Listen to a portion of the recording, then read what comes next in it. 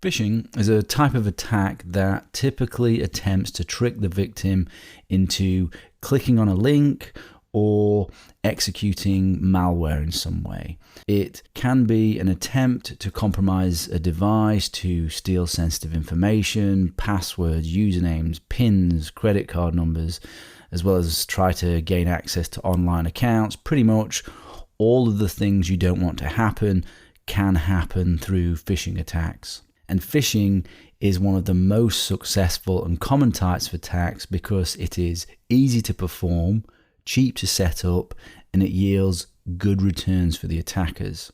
So you really have to watch for it.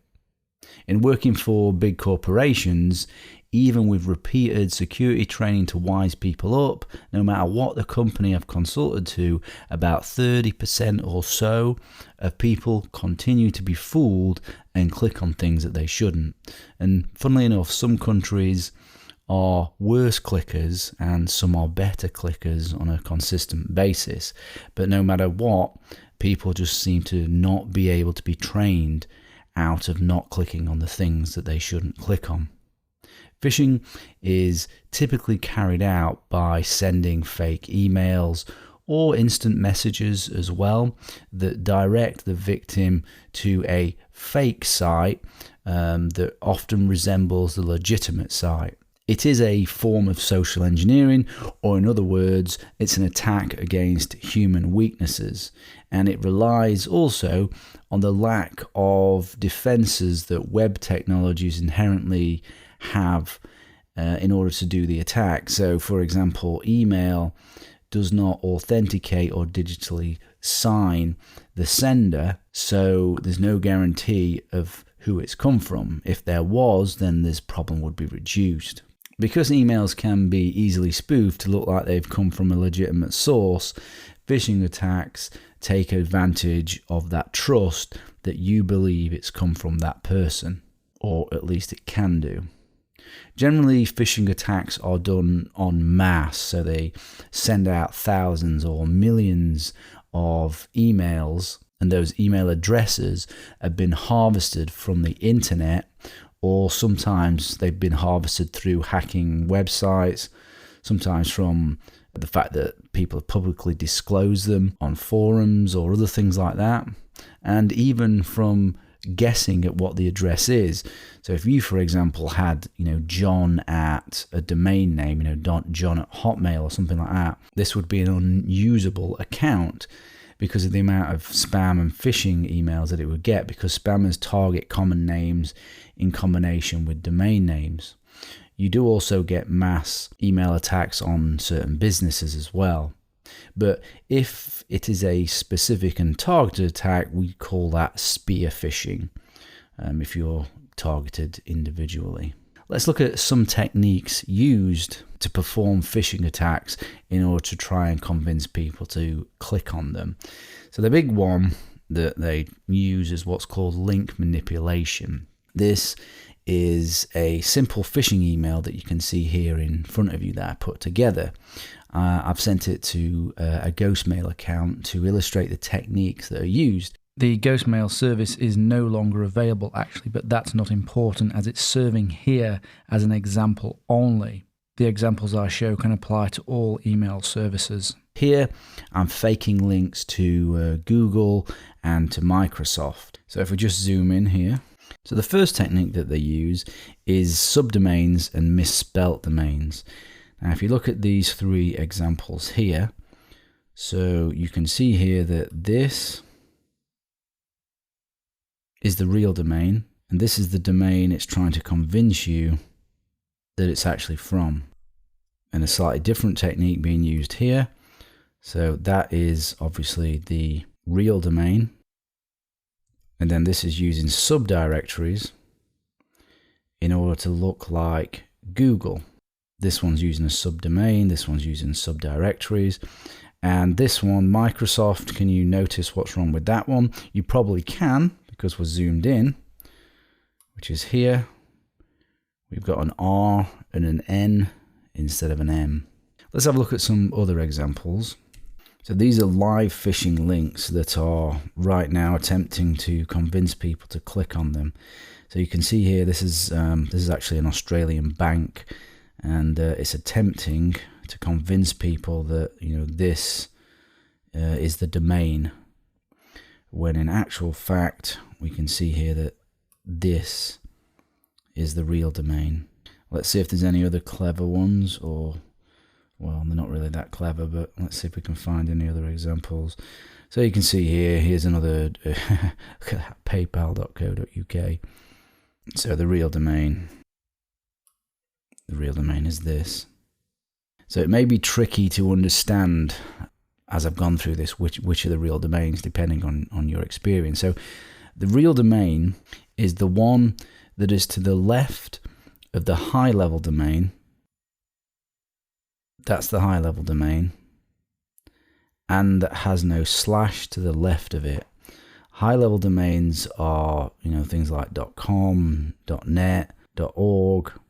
If you look at my example here, that isn't legitimate because it has a slash to the left of it, which means it is a subdirectory. Real domain is the one to the left of the high level domain and that has no slash to the left. So that has a slash to the left, so it must be this one.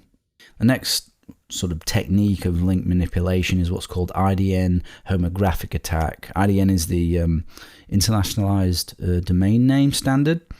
So you can see a couple of obvious ones, but again, they're not always obvious. So you can see here we've got some zeros instead of O's, and we've got an L instead of a 1. But let me tell you that if the font is different, these can be almost impossible to see the difference. And obviously this can be used in combination with subdomains and misspelling in order to create further confusion. And another one is hidden URLs. So using HTML A tags to hide the real URL. So you can see here we've got click here, so you don't know what's behind it. But if you look down there at the bottom, you can see that it's going to google.com.stationx.net. And this one we can see is actually going to google.com.stationx.net. So not at all going to where it alleges to go to. So I click there, you see, don't go to Google at all. Obviously this could have been, an attack site. So the way these work, these hidden URLs, is essentially it's just HTML. It's really, really not complicated at all. So you can see here these, this is the raw HTML here that has created these links that I sent in the email. Email is made up of HTML nowadays anyway. It's text and HTML, and the email clients render the HTML just like browsers render HTML. So you can see here what I have is I've represented google.com as what you can see in the email, but actually the real link is here. And of course, if we use all of these in combination, this is why people click on the links, because they can be fooled. It's easy to see why people get fooled. I mean, there's all sorts of nonsense in here that your lay person is just not going to understand, and they are going to click on them. Now, if we go back to the email, if we hover over the email, we can right click and copy link location. Now, depending on your browser, that may reveal the correct URL, but not always.